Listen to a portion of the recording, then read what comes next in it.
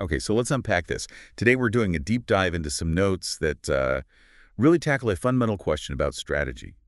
How do you actually succeed when the place or the community you're trying to engage with is just really diverse and complex? Yeah, and our source material for this is an excerpt called Disciple Makers Realize the Structure, Chapter 5 specifically. Right. And our mission really is to get into the core argument here, which is that your strategy, your tactics, they shouldn't come from your organization's structure. They need to be dictated by the structure of the target environment itself. It feels like it should be common sense, right? Like, why send an army that only has tanks to capture an objective that's, I don't know, all marshes and rivers? Exactly. It seems like a setup for failure. Guaranteed failure, pretty much. But, the source really hammers this point.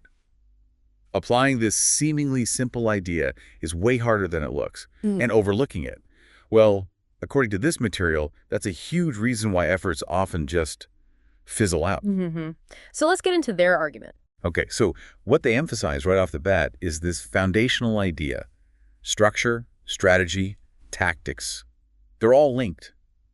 But structure isn't just part of the equation. It's the foundation. It actually determines what strategies and tactics are even possible or, make any sense. They use that military analogy, which is pretty clear. Right. Your objective is a mountain. Okay? The structure of the mountain, steep, rocky, that tells you what you need. Right. Wheeled vehicles. Forget it. Useless.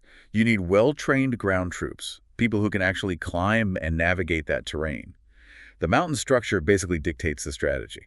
And the flip side is just as clear. If your army only has tanks, well, you're limited. You can only really go after objectives where tanks actually work. Yeah, the source is blunt.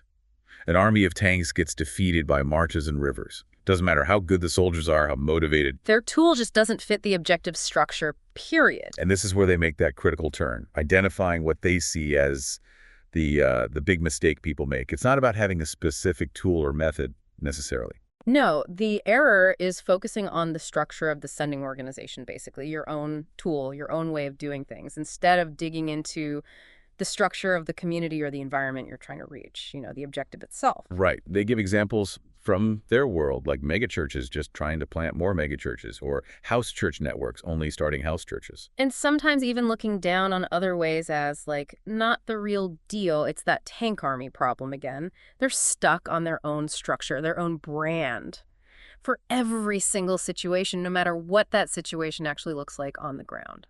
And the argument follows naturally. If you're locked into your own structure, your preferred way, well, you're inherently limited. You're focused on your tool, not the job. Yeah, and you'll only succeed where, sort of by luck, your tool happens to match the objective structure already. It's hit or miss, mostly miss in complex places. So the source says the right approach flips that entirely. The guiding principle has to be the structure, the objective, the community, the people. That's what determines the strategy and tactics needed. Which makes sense. I mean, you wouldn't approach a dense, bustling city the same way you'd approach a quiet rural village, would you? Of course not. Or, like they say, a tribal culture compared to a nomadic one. The underlying structures are just fundamentally different. So the strategies have to be different. They pose these questions like, can you start a church based around a building in a society that's constantly moving? Nomadic people? Doesn't seem likely to work well. Or can you impose a purely democratic church leadership model in a culture that's deeply, traditionally hierarchical or tribal? Trying to force your structure onto them. Yeah, it means you're basically trying to change the society's fundamental structure first, which is, well, incredibly hard. Much harder than adapting your own approach to fit their structure. Which brings us to that anecdote about David in India. Remember that? He was told point blank. You can't change Indian culture. You have to fit into it. And at first he thought, okay, language, customs, food. Right, the surface stuff. But he realized it went much deeper. The structure of how something could actually take root and self-replicate in India, that wasn't going to be dictated by his Western background or comfort zone. It had to align with Indian cultural structures, community structure. Exactly. The strategy had to be flexible, shaped by what actually worked, what made sense for people within their existing social framework. So yeah, diverse communities need diverse tactics. It really drives that home. Maybe it's open air meetings here, small house groups there, maybe more organized building-based things somewhere else. The community structure dictates what's effective. And what's practical is they mention this idea of doing a worldview study. Ah, Right, as a tool. Yeah, not just academic, but a way to actually understand these community structures before you jump to tactics. The source suggests, wise practitioners figure out the objective and the overall strategy first. And then develop tactics. And crucially, those tactics are often best figured out by local people, the ones who really get the nuances of their own community structure. Hmm.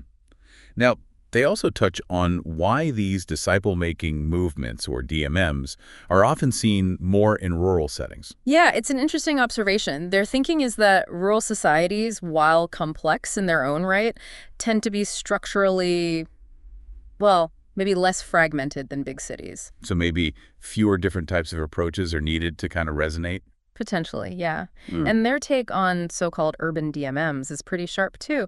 They suggest that maybe these aren't always reaching the long-term traditional urban populations. Who are they reaching then? Often it might be migrant groups who've brought their perhaps simpler or more rural-style community structures with them into the city. Ah, okay. So the tactics work for that group because the structure is familiar, even though they're in a city. Exactly. But the really complex, layered structures of the established urban environment, those might remain largely untouched because the tactics weren't designed for that specific complex reality.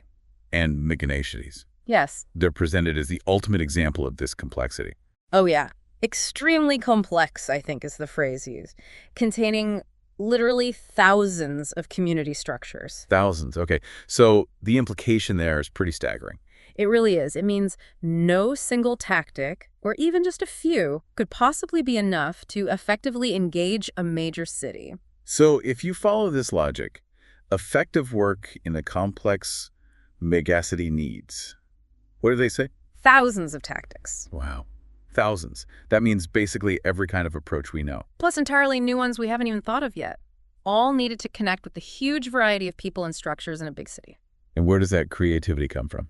Well, the source stresses it ideally needs to emerge from within those community structures, from the people living there, outsiders, even with the best intentions. We just might not grasp the nuances deeply enough. Right. We lack that intuitive understanding to create something that truly fits. So it all circles back. If you're only committed to your one brand, your one way of doing things based on where you came from, You're likely setting yourself up to fail more often than succeed, especially in these really diverse, complex places. success then, according to this, demands real, intentional diversity in approach. Creative diversity. And that creativity has to be grounded. It needs to come from understanding, and ideally from within, the actual structures of the communities you're trying to reach. It makes you think of that quote they included. Oh, the one from 1 Corinthians. Yeah. I have become all things to all men so that by all possible means I might save some. It speaks to that kind of radical adaptability, doesn't it? It really does. It drives home that point. The objective structure isn't just a side factor. It's the main thing shaping your whole approach. Mm-hmm.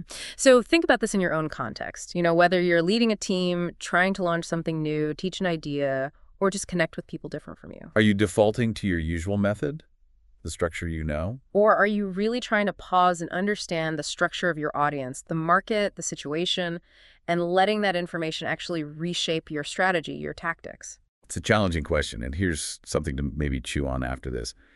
If a megacity really needs, say, thousands of tailored approaches because of its complex web of community structures, what does that imply about the level of diversity and deep local understanding needed for any big project involving lots of different kinds of people? Yeah, and what structures might be operating in your environment, maybe ones you haven't even really seen or understood, that could be subtly pushing you towards a strategy that just isn't going to work, something to think about.